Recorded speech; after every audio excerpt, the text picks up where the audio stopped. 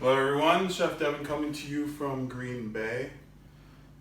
Today we're going to make risotto. I know risotto seems scary for a lot of people. It's really not that difficult. It takes a little bit of time, a little bit of technique. Overall, it's fairly easy. Risotto is, people always think of it as a certain specific kind of rice. It's really not. It's more of a technique. You can do risotto with anything, almost. Today we're going to be using farro, which is an Italian wheat kernel. So with that, we'll jump right in and get started. All right, so for our mise en place today, we'll do onion, butter, salt, pepper. Here is the farro. I like to keep my stuff in those nice jars. I think I got them at IKEA. They're beautiful. They work for a lot of different things. Flour, sugar, rice grains. A couple of different pans. One, I've already got chicken stock that is hot. Give a quick stir. That's kind of the key. You need to have hot stock. You can use whatever. Chicken stock, vegetable stock, water. It's really up to you. All right, to get started. Butter. I'm videotaping with one hand, so bear with me here. Need a healthy portion of butter. That's going to do, we're going to start with sauteing some onions. We're also going to use that butter to toast the farro when we get to that part. Add our onions. Get that going. I've got it on a medium-high heat.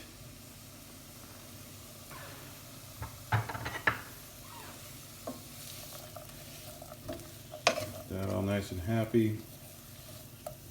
So we want to cook this till the onions are translucent, just so they're nice and soft.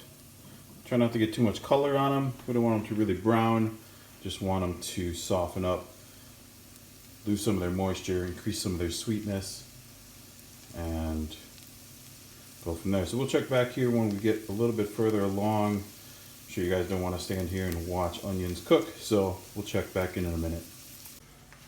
All right, we're back. So the onion is pretty perfect right there. It's translucent. Now we're going to dump some farro in there. I've got about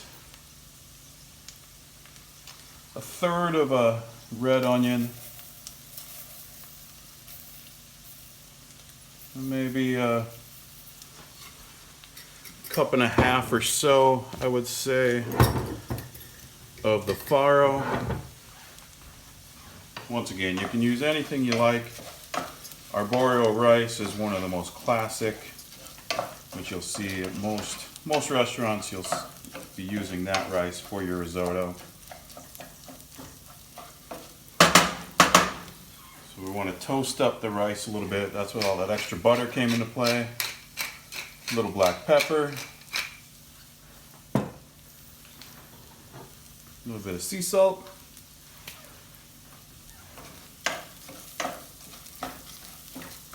So by toasting the rice, you're adding just another layer of flavor versus just boiling it. You're adding kind of a toasty, nutty kind of flavor. Think of what happens when you toast nuts, pecans, or almonds or something. It kind of brings out a completely different flavor. Same thing goes with the grains. You want to develop layers of flavor, layers and layers.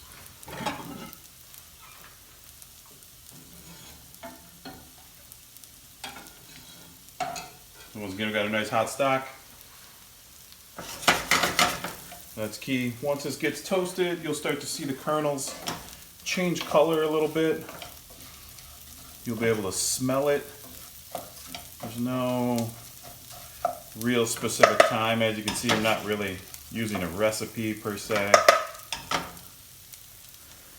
Variance on how high your heat is versus mine. Like I said, I've got mine on a medium high right now. I can see that my kernels have changed colors a little bit. It's starting to get toasty smell. Right now you could add here, at this point, you could add white wine, red wine, kind of depending whatever you want to do. I would add it in this first stage. What we're doing overall is adding moisture slowly and incorporating it in stages, and it develops a nice kind of creamy texture. Like I said, you can start with wine there and do that first implementation of water, stock, white wine, whatever it is, that first batch of liquid. I would do your wine at that. Then it'll cook off a lot of the alcohol, concentrate its flavor. So what we're looking to do right here is add the stock slowly,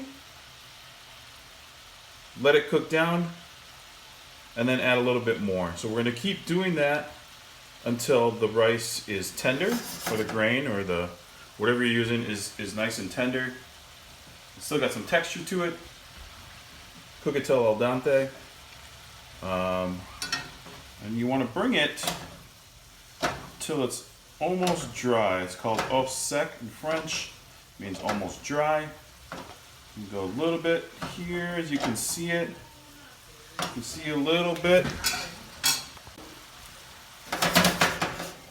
So at this point we'll add some more stock. So it's almost dry. We don't want to let it get all the way dry.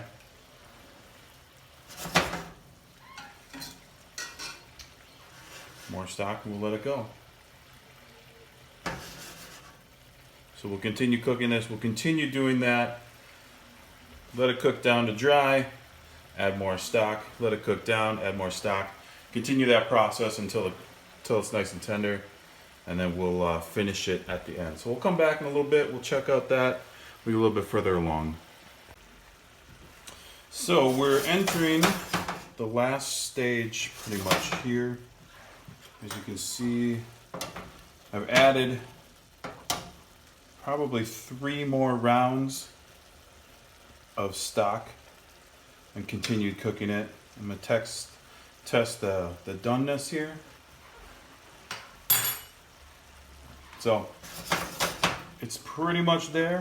Once the rest of this stock is absorbed, it'll be set to finish. So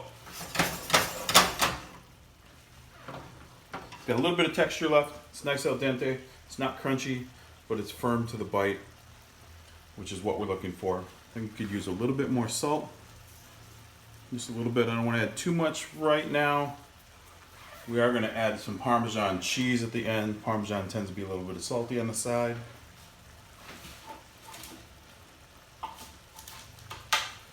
So one thing about risotto is we have added no cream to this. A lot of people think that the creaminess comes from adding cream. It actually just comes from the short grain rice, the starch involved in the rice itself, as it's cooked out in this process, stays incorporated right on the kernels. So the creaminess we get is actually just the starch that's cooked in this way. So it's not rinsed off, it's not lost anywhere else in any other method of cooking. It's all right here, which gives it that nice creamy texture.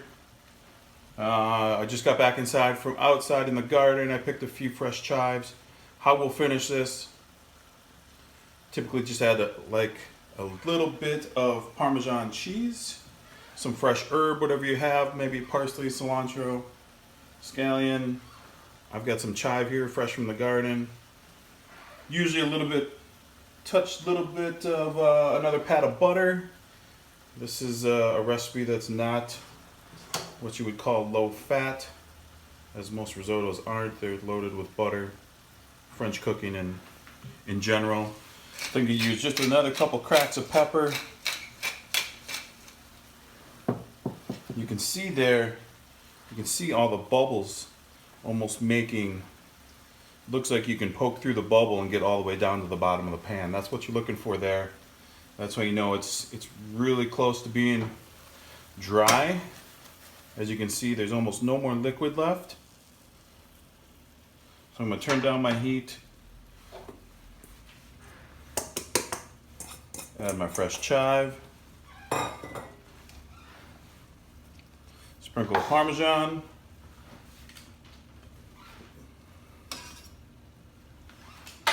Another little pat of butter.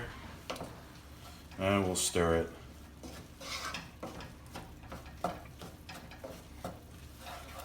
Let that butter melt in. It emulsifies on the top, so it also makes kind of an addition to that creamy, smooth texture, as well as does the Parmesan.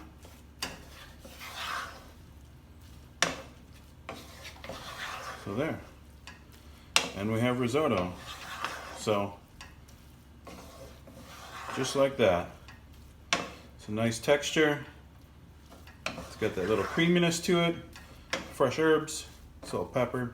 So recap, real quick. You can use anything you want. Arborio rice is a classic grain, or a classic rice. I've used a farro. I've got some, you can do it with barley, you can do it with really anything you've got laying around. If you went to the farmer's market one week and picked up a random grain from somewhere, don't know what to do with it, maybe turn it into risotto.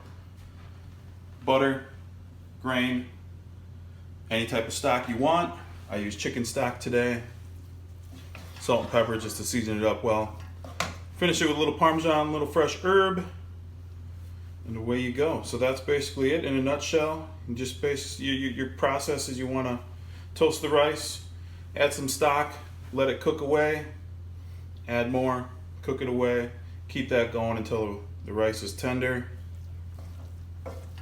Finish it with your herbs and your butter and your cheese, and you've got risotto.